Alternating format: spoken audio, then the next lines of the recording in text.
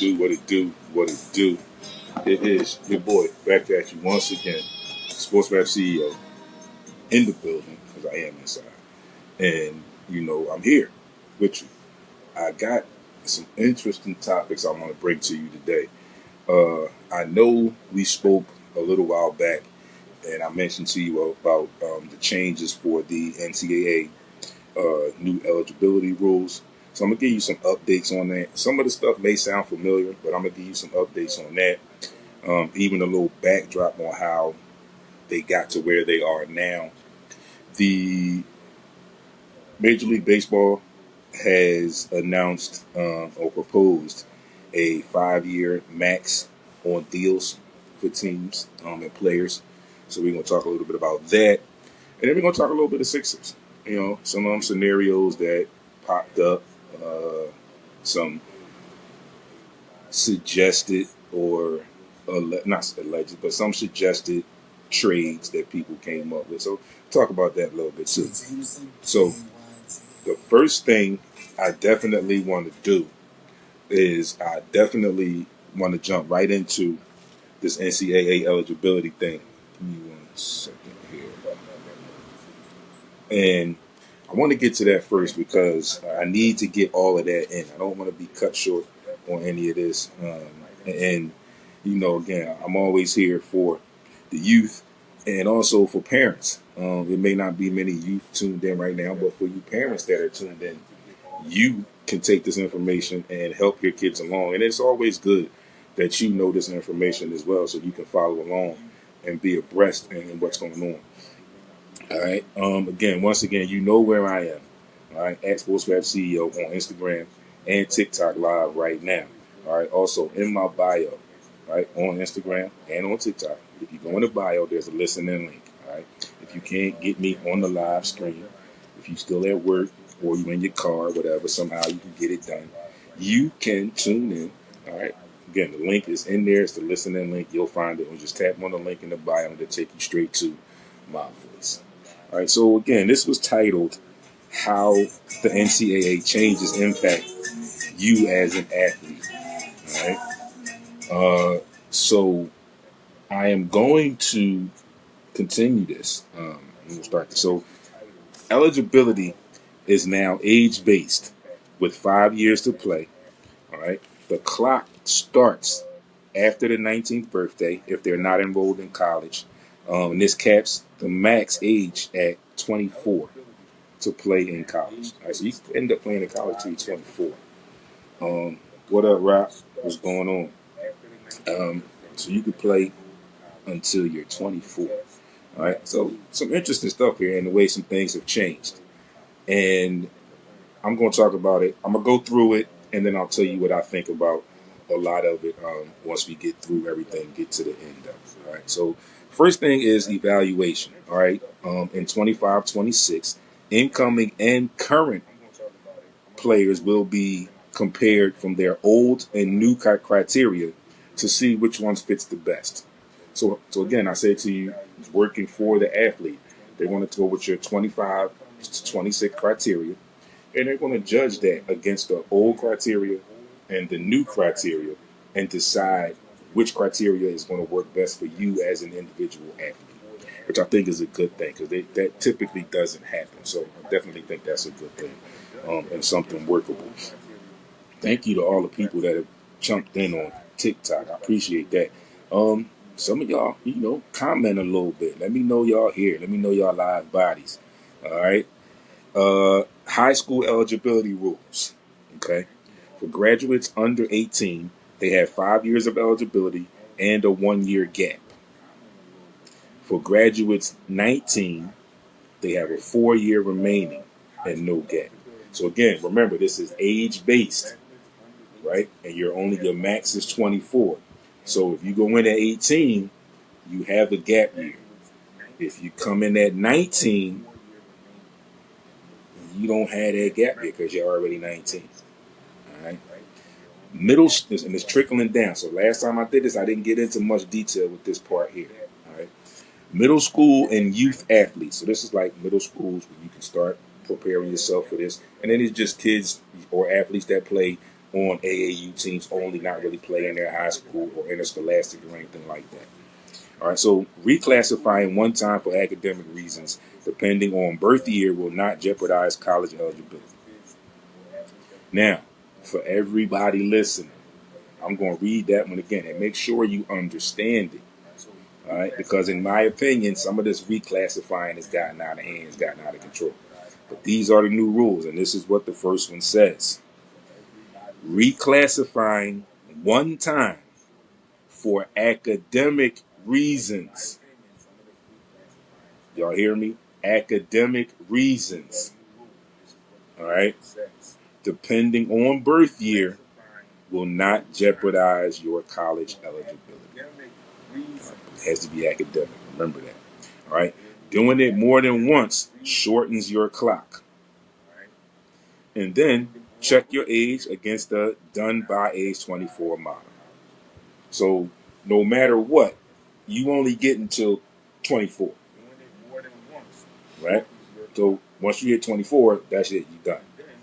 Now, if you think you got years after that, then yeah, you just think you got years coming back to you because you're not going to get them. All right. Moving on. In comes the NIL, name, image, and likeness bill. Right? How college sports changed forever. All right. This is just to piggyback what I just said. All right. Now, before now, athletes could not earn money from name, image, or likeness. Although they generated billions for schools, conferences, and media while only receiving scholarships. Turning point. June 21st, the NCAA adopted an interim NIL policy due to new laws and pressure. All right. College athletes could now profit from endorsements and other business opportunities. Right. Just stay with me. All right. The first NIL deals. Okay. Early deals ranged from local businesses, such as restaurants, to national agencies and brands. H-Town 215. I don't know who that is, but thanks for tuning in. Let me know who you are. It's my first time seeing you in, so let me know who you are. H-Town 215 just joined my live on IG. Let me know who you are so I can know who I'm talking to and who's tuned in. All right. Athletes began building personal brands through social media. So if you remember when these NIL deals started, you got a lot of social media activity from it. This is the age that we live in now, right? Everything is on social media. So athletes went crazy with it, right? And it benefited them. Okay, cool. That's all right. Appreciate you though. Thank you for tuning in. All right. The NIL today, the market has grown to a multi-billion-dollar industry. All right. Now, here we go. This is how it has changed. Top athletes can earn millions, while thousands of others can earn income from local sponsorships. So again, you're still going to be able to make your money. You may not be at the top level or the top tier in athletes to get those top tier deals, but you still can get local, like where it started, locally, with restaurants and businesses. And then there's a lot of upcoming, like we said, social media. There are a lot of businesses that are reaching out to people, influencers on social media. You can flip that, and it can be a whole different thing for you because you come in as an athlete. Hopefully, you come in with a nice following, and they'll be receptive to that and possibly pull you in and bring you along. All right, so what's next? All right. The recent House settlement and revenue sharing era are changing college sports again. Schools can now directly share revenue with athletes. So this is something that I had talked about for a while back. And, I can even go back to Ben Simmons and his documentary where he said that once he got to the pros, he was going to expose the NCAA about all the stuff that he went through in the NCAA. But here's the thing. He made a good point in that, and I'm just paraphrasing. What he said was he couldn't understand right? He couldn't get any money off of the revenue that the school is getting from the jersey sales and things of that nature. And he said, because I walk around campus and I see hundreds of other college students wearing a jersey with my name on it, and all that money is going to the school and to the NCAA. But I'm the one that's out there on the floor putting in the work, putting in the time at practice. But I don't get any of that. So now schools can directly share revenue with athletes, which is great. I think it's great because, like you said, they bring in so much money for the schools and for the conferences that they should have been getting a piece of it. So, for NIL recap. All right, in 2021, the era began. So it's 5 years ago it began, right? So you see where we are now, 5 years in. 2022, brands and businesses began to explode. 23, transfer portal and the NIL became closely connected.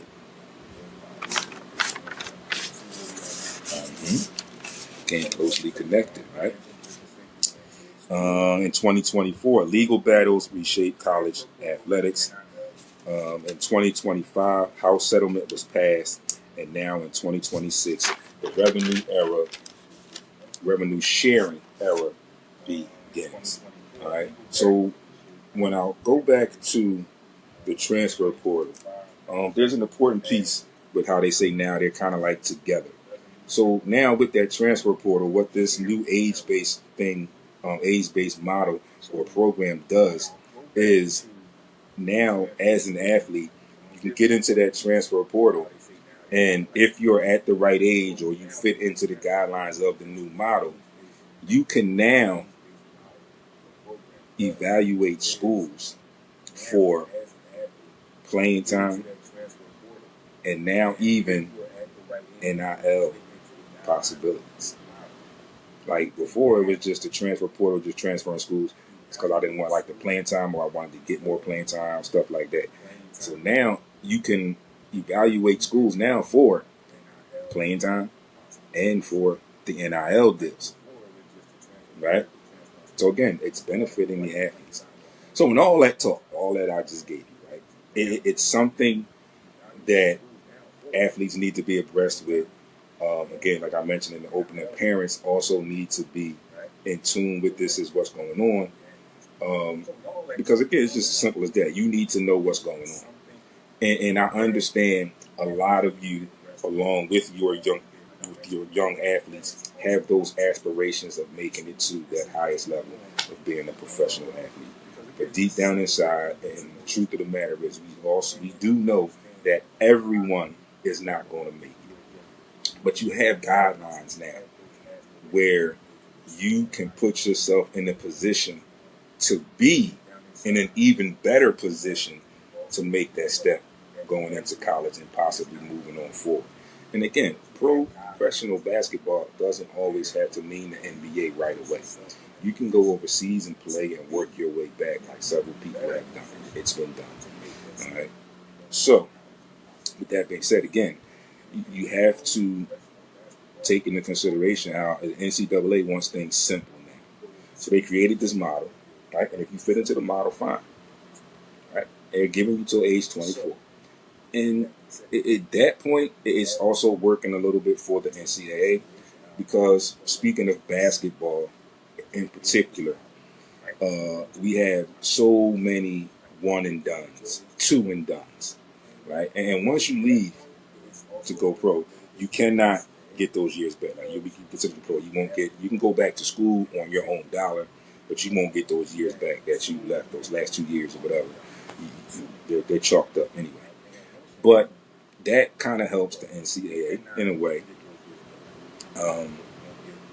because you kind of lessen a little bit of the NIL deals and the things you have to deal with when these kids go early. Also, it hurts the NCAA a little bit now because even though I just said we have a lot of one and dones and two and dones in the college basketball realm, right?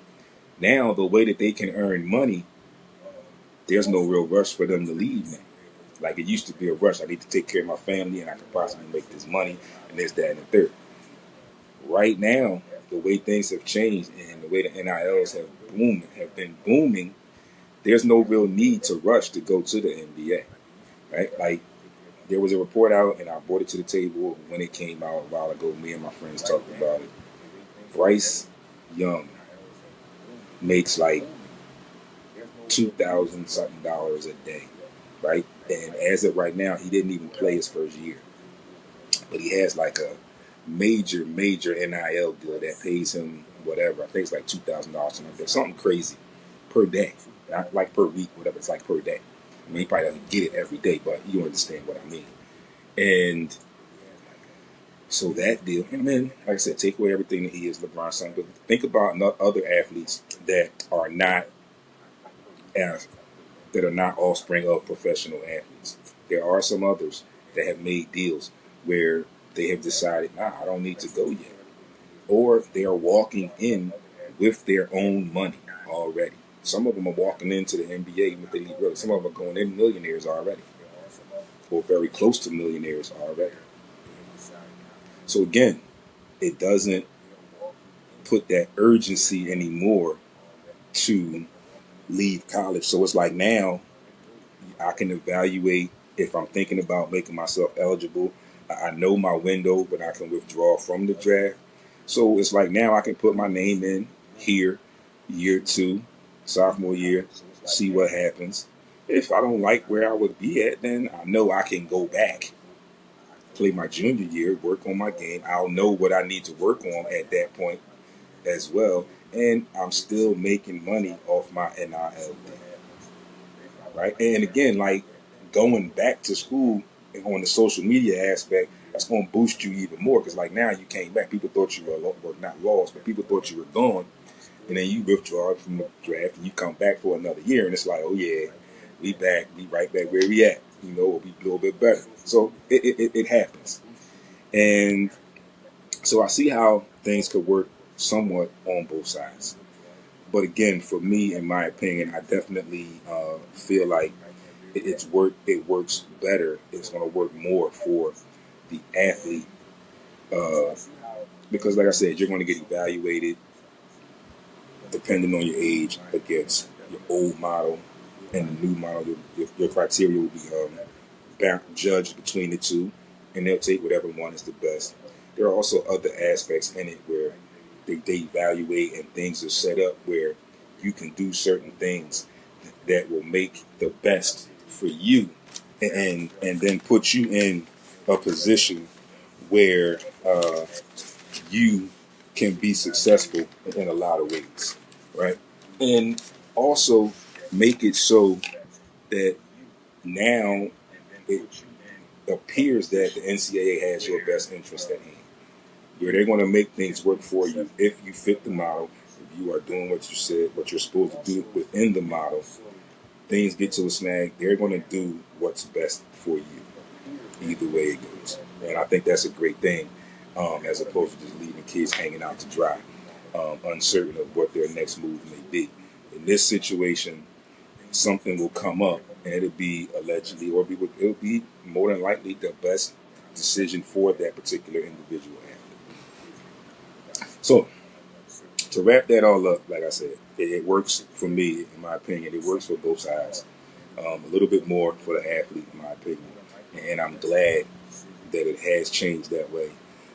I'm happy for these young athletes to earn their money or earn some money while they're in college. And I'm also extremely ecstatic about the fact that now they can be part of the revenue sharing, which again, going back to what I said about the Ben Simmons comment, is what should have been happening all along. It's like Ben, he said, I walk around this campus and I walk around when I'm not on campus. I go other places. I go to games and other people's stadiums. And fans, college people, grown people, right, are wearing my jerseys. More so on college, I walk around the campus and I see all of my jerseys all around. They bought them from the school store or they bought them online. And when they do that, the school gets a piece of that. The NCAA gets a piece of that sale. So why shouldn't the athlete get it? Like I said, because the athlete is the one putting in the work, practice, class, and games. So what took so long for you to figure out that they should have been getting part of that? They're the ones that are generating that income. So now they can get it, and it's a great thing.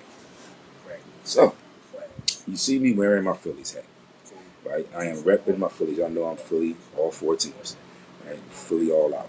And we started out not looking so great. We made a decision, well, the Phillies made a decision. They got rid of Rob Thompson. They promoted Don Mattingly, and things turned around rather quickly. Right? So going back to it, first couple years under Rob Thompson kind of took us by surprise, and I'm not making it a bad thing.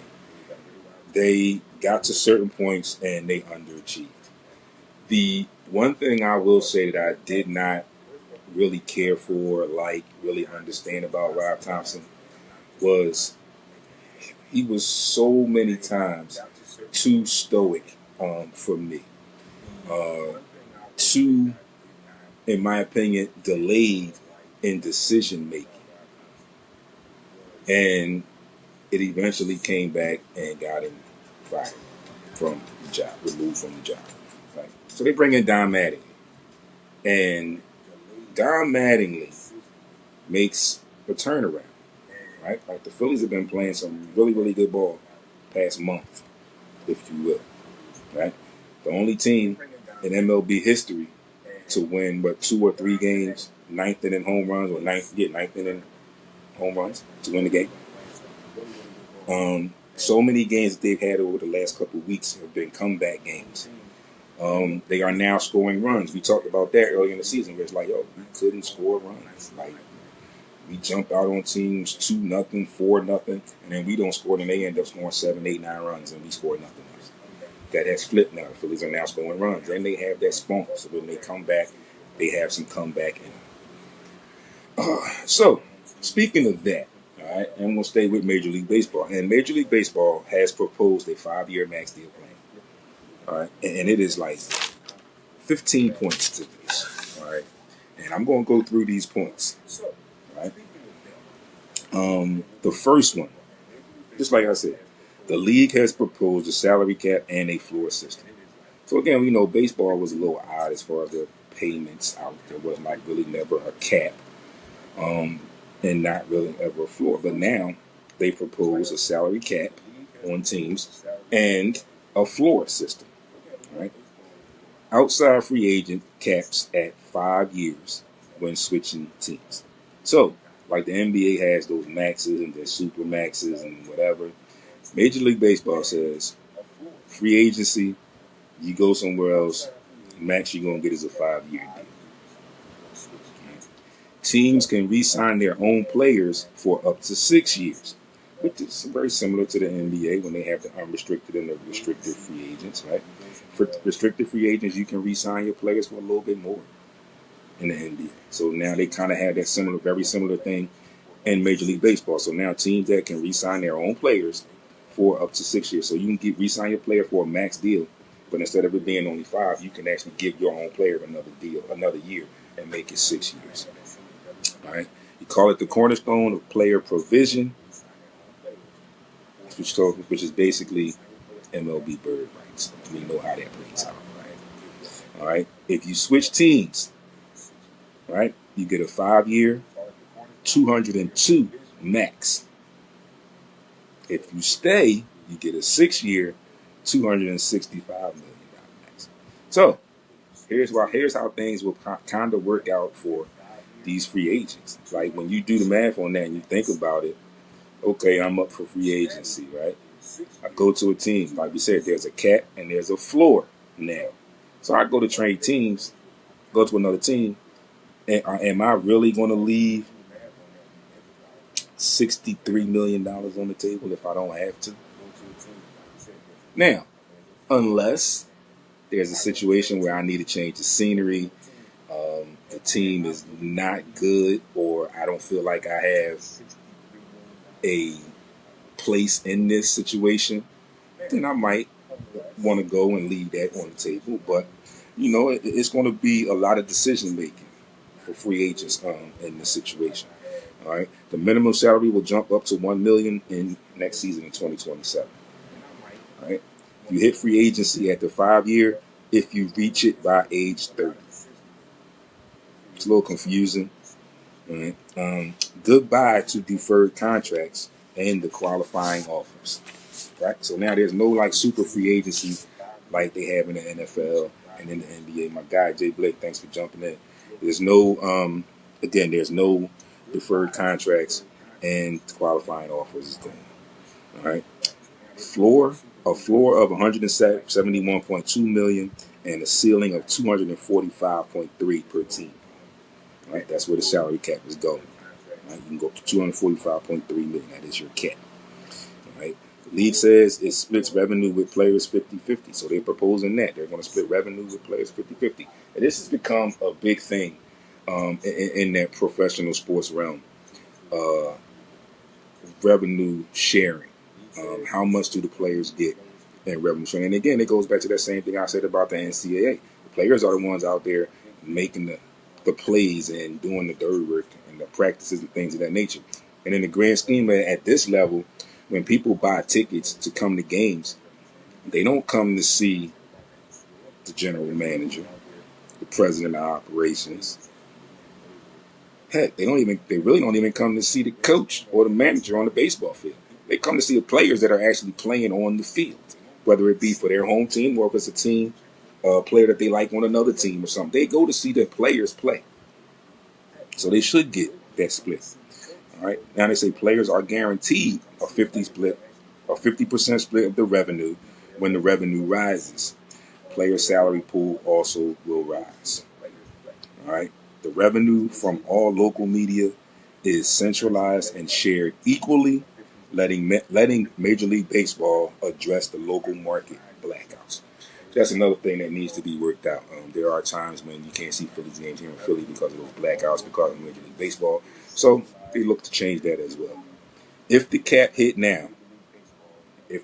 were to go into effect right now, all right, there are 12 teams that must improve their payroll by a combined 617 million, and then there are also 8 teams that must reduce the payroll by a combined 578 million. So you see how those numbers are, right? That means that baseball money was out of control, and they kind of needed this situation to put this cap in place. All right, small market teams are shut out. No small market team has won the World Series since 2015. Every other league has seen at least 4. You see where we're getting with this, right? All right. Spending matters. Big market teams have a much higher chance of going further in the postseason. Right? Because they're big market teams, and that's where players want to go sign at, right? Spending matters. Big market teams have a much higher chance. All right. So the preseason success and the market rank. Before I get to that, though, here's the payroll gap. This is the last thing, and then I'll give you these preseason stats that they came up with, this little poll. All right, the payroll gap. Local revenue gives big market teams major leg up.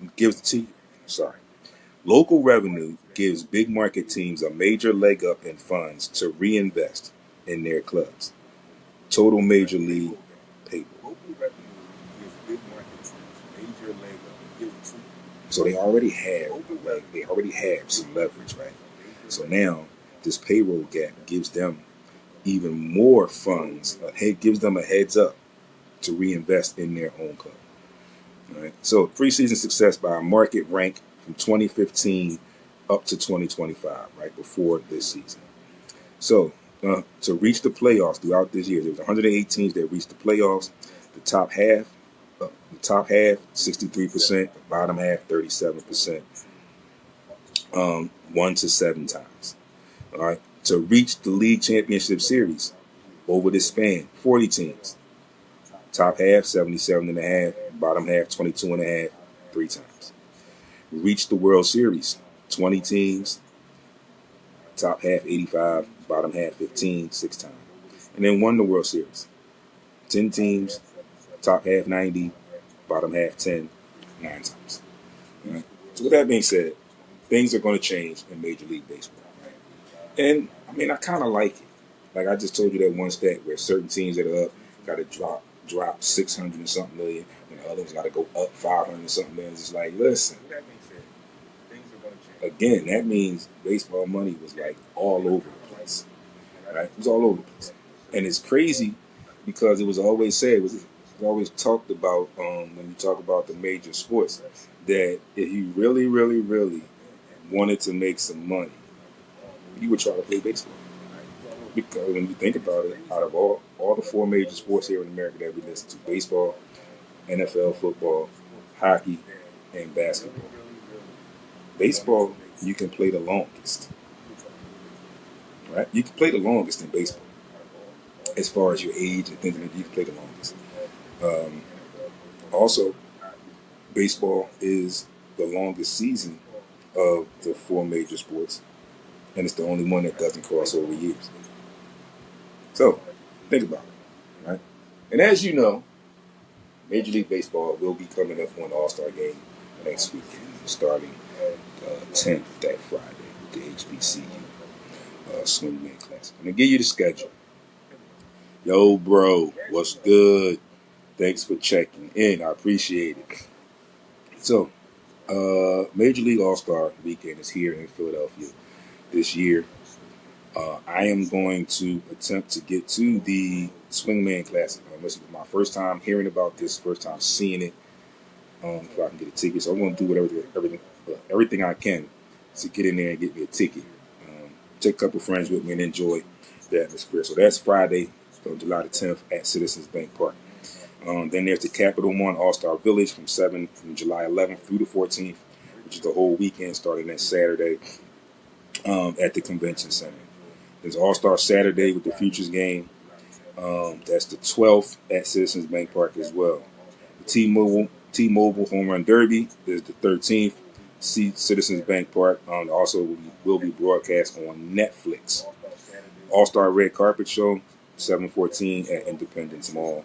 And also that night, the 96th Major League Baseball All-Star Game at Citizens Bank Park being broadcast on Fox. They are getting into like second round of voting or finalizing the voting. 3 Phillies have been in the running. Alec Bohm at third base, Bryson Stott at second base, and Brandon Marsh in the outfield. So, again, if you can make it out, these events are in your city. Again, these events are like once in a lifetime things. I know that that the last time the NBA All-Star Game was here, I didn't actually get to the NBA All-Star Game that Sunday, but I went to the practices, and I went to the convention center, to the little, like they had here at the baseball village. I went, it wasn't a baseball village, but it was called NBA, whatever it was called. Went there, did that, and then I went to the All-Star practices at the Eastern Conference and the Western Conference. Right? So, I see a post here, and it says that the Grizzlies are trading John Morant to the Portland Trail Blazers for Jeremy Grant and Chris Murray. So again, just caught this. Memphis Grizzlies are trading John Morant to the Portland Trail Blazers for Jeremy Grant and another player. I'll give you updates on that a little bit later on after I go off there so I can get up and read on that story. All right. So again, Major League Baseball, like I said, if you're in the city, try to get to some of these events. Again, like I said, I'm going to try to get to, I'm going to try to do my best to make it a point to get to this HBCU Swingman Classic. I think that's something interesting, and it's something that I want to see. Because again, like I said, I don't know if I'll ever see it again. I don't know if the All-Star when the All-Star game will come back to Philadelphia, or how long that may take. So again, these are type of events that come into your city that if you can, you need to take advantage of. Again, they're like moments. They say when you live your life, you make memories. These are some of those things where you can make memories and create long-lasting memories. So now that I just gave you that little tidbit, right? And then I also mentioned to you real quick that I just saw the trade. John Morant to the Memphis Grizzlies for Jeremy Grant and another player, Chris somebody, right? I forget the last name. But anyway, talking about that real quick.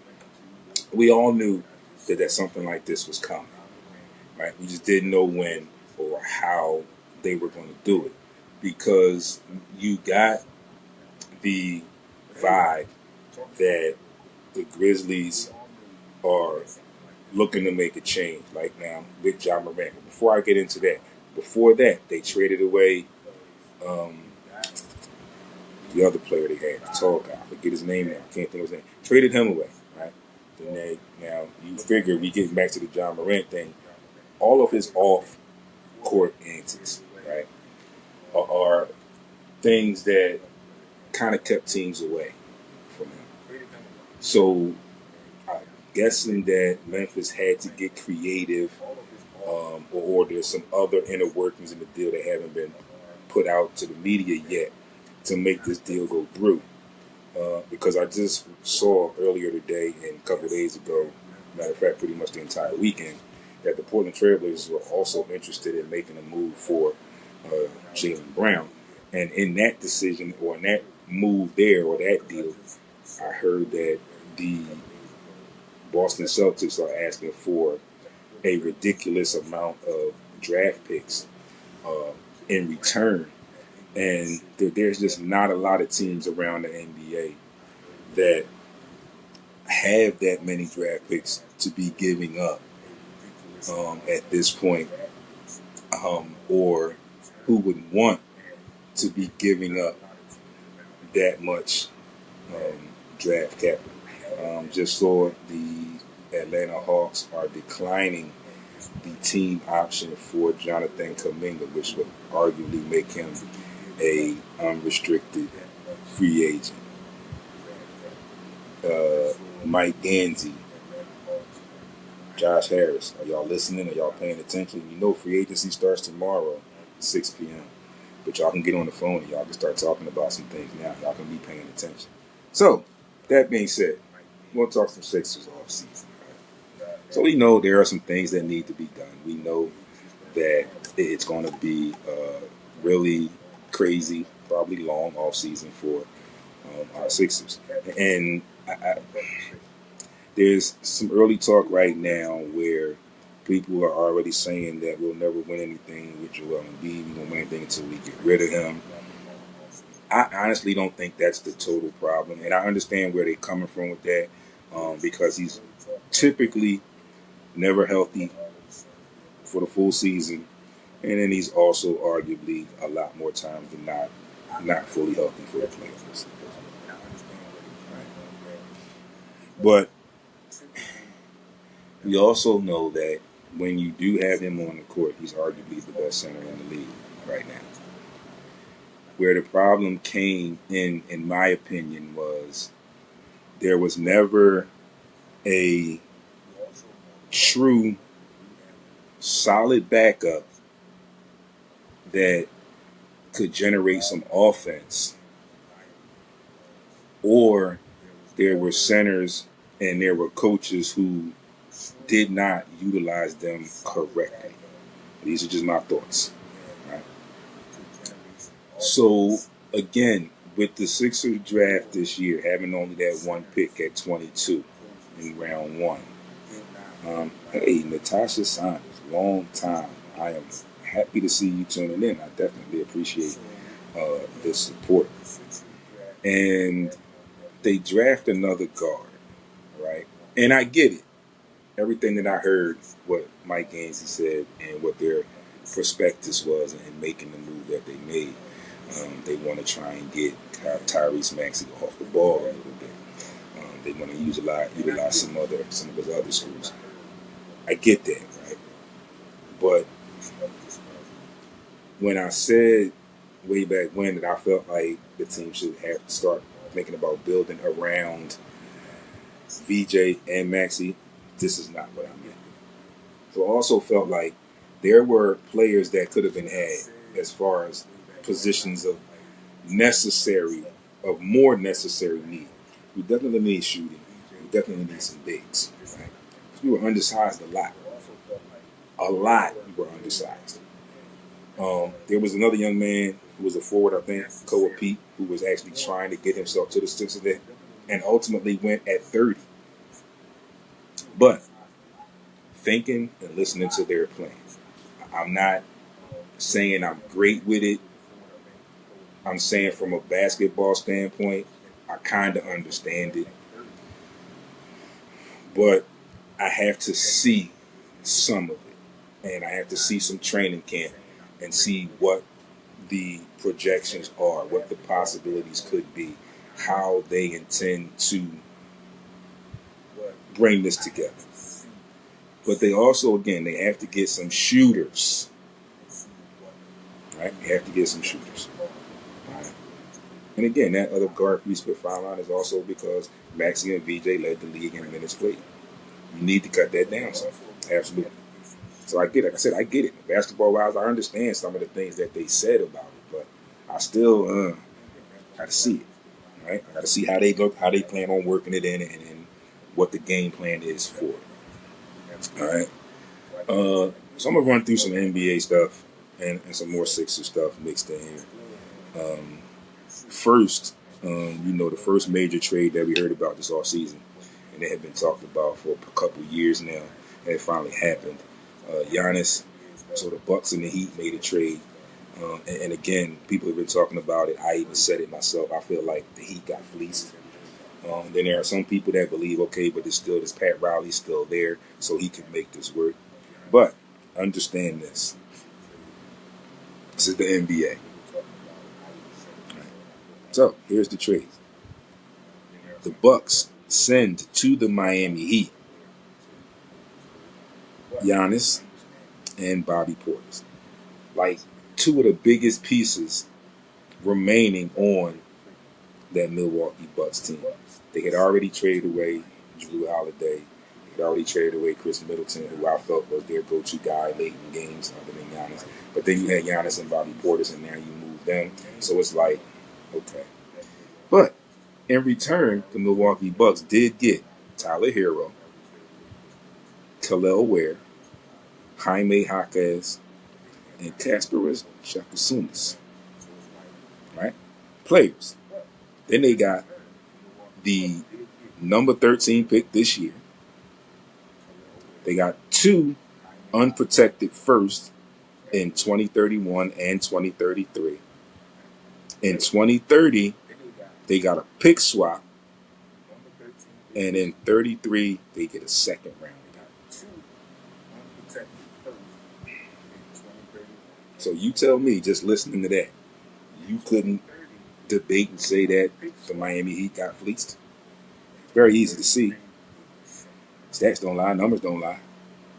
All right. We also had another trade: the Timberwolves and the Hornets. The Timberwolves get LaMelo Ball and Josh Green, and the Hornets get Naz Reid, an unprotected first in 33, first round pick swaps in 28, 29, and 30. 3 second in 29, 32, and 33. So people will argue and jump right in and say, oh, first round pick swaps, is this 28, 29? That's a lot. Not necessarily. Because when you think about it, you got to think about where the Hornets are. I mean, where the Timberwolves are. And now you have to take into consideration, they figure we're not going to be down. We're not going to be down at the bottom of the league. So those picks are probably not going to be high. So again, with their thought process, we are where we are. We're going to be at the top of the league already. Our guys are still young. Those picks are not going to be somebody that's going to help us immediately. So we take the pick swap and we get somebody that we can use later on. No big issue, no deal. Right? Julius Randle also traded to, and the number 28 pick this year, to the Nets for the number 33 pick. Nick Claxton went from the Nets to the Bulls. Isaiah Joe was traded to the Pistons for future second round picks. Aaron Wiggins also from the Thunder to the Hawks. Isaiah Stewart from the Pistons to the Grizzlies for 3 future seconds. And then the Magic waived Jonathan Isaac. Right. So, that there is that. All right. NBA Summer League will be coming up. Like I said, free agency starts tomorrow, 6 p.m. And first Summer League California Classic starts couple days after that, on July the 3rd, and you'll see more about some of these as they pop up. All right, so Sixers off season. This one they said could arguably be a realistic situation for Philadelphia 76ers. They decline Watford and Walker. They accept the options on Bona, extend him for 2 years, $11 million. I really don't like that. They accept Barlow. Then in free agency, they signed Tim Hardaway Jr. 2 years, $9 million. And this has been popping up more recently. Chris Middleton, a 1 year, $2 million, who will be a good forward depth for them, and he can also bring in some shooting. Then they say it's a trade. The Sixers and the Lakers. The Sixers would end up getting Dalton Connect. The Lakers would get Barlow and a 27-second. I don't like that. Then they would also sign Jock Landale to 1 year, $2 million, bringing in what I say you would need from a backup for Joel, a good rebounder and good passer, because you'll have some scoring around him. Gary Payton II, a 1 year, $2 million deal as well. Then they also pull up another trade. I don't really like this trade either. The Sixers and the Cavs. I don't even know who this guy is. Drew Smith and a 27-second to the Sixers. Justin Edwards would go to the Cavs. The Sixers did sign an Exhibit 10 contract player, Duke Miles, out of Vanderbilt. All right. Some other free agent targets for your Philadelphia 76ers. All right. The Mamu Chesty of the Raptors, and all of these are unrestricted. That's why they're targets. Okay. Obi Toppin from the Pacers, Dean Wade, Cavs, John Collins, I think at the Clippers. Centers, those are forwards and those are power forwards and small forwards. Centers, Day'Ron Sharpe and Thomas Bryant. Guards, Najee Marshall, Keon Ellis, Luke Kennard, and DeLon Terry. Right, so that's that. And then in that real scenario, with all of that going on, they're saying projected this would be what the Sixers lineup and rotation could look like. Yeah, I just saw that he just got traded to the Blazers, Jay, for Jeremy Grant. I forget this Chris somebody, but I forget the last name. I'll look into it when I get off the live and do what I do. All right, so after all of that you just heard, this is what it would look like. Starters: Maxey, VJ, Tim Hardaway Jr., Paul George, and Embiid. Again, small. You playing three guards, even though VJ is a good 6'5", so that means VJ would end up being your small forward and not your 2. You would move Tim Hardaway to the 2, and Paul George is your 4, your starting 4. The bench would be Freiline, Dalton Connect, Peyton Jr., Middleton, and Landale. And then your reserves: Kennard, Broom, D. Smith, Drew Smith, DeLon Terry, and Adem Bona. That would be your lineup. I don't know how that makes us any better. Again, like I said, you can bring in Jake Landale. Like I said, the issue I have with Bona right now is he has not apparently, or from what I have seen, has not really worked on any of his offensive skills. Right? And a lot more times than not, in my opinion, seeing what I see from him, too erratic, a little bit out of control at times. Right? You have, right now, he's one of those energy players. Right? You plug him in, give somebody a rest, and you just have to gauge how he goes. And when it starts to look like it's going to make that turn, or you feel like it's getting ready to make that turn, then you can snatch him out. And hopefully you've had him in for long enough that the person that you subbed him in for has gotten a little bit of rest. But something has to be done. He needs to be brought into some type of control. He needs to slow down, and he needs to work on some offensive skills. Because when you're in the game, it's like we're just looking for you to get rebounds and play defense. We can't really rely on you in the offense. We can't even use you as a decoy. Like some of these other guys, the Jock Landale, and when they say the Dean Wade, in certain situations, you can use them as decoys because they have some type of skill set on the offensive end where you could possibly get a bucket from. If a play breaks down or something like that, you could possibly get a bucket. You're not that sure about that with Boner right now. Right? So,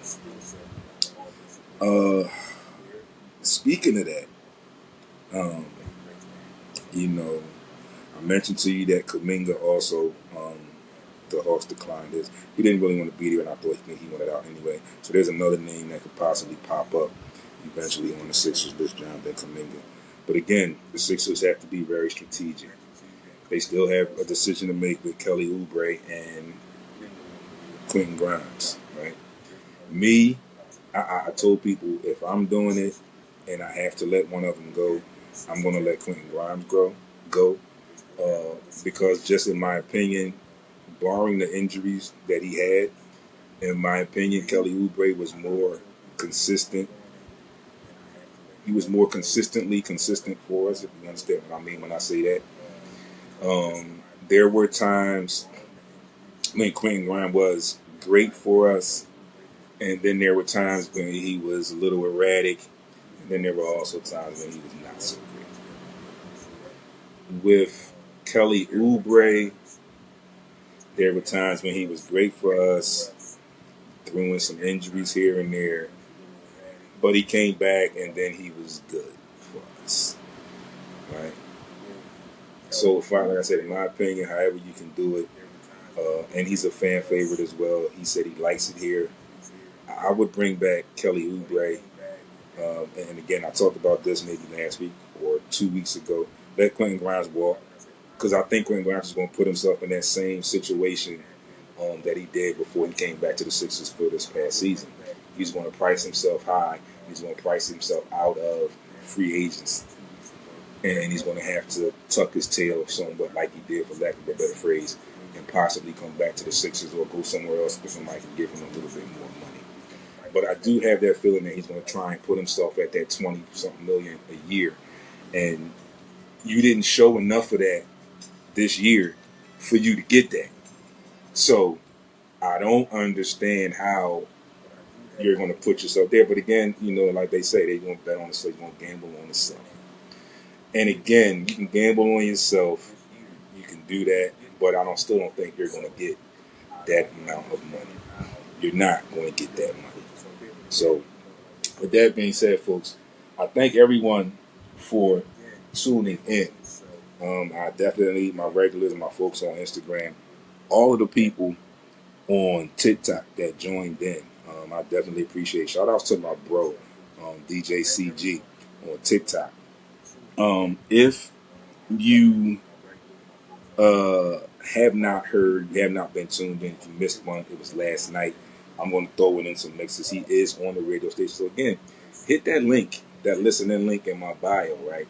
It's music 24/7, except for when I break in my live shows and with my bro DJs on Sunday nights. So Sunday nights, Soulful Sundays, if you haven't tuned in, live every Sunday night, 11 p.m. Eastern, 8 p.m. out west.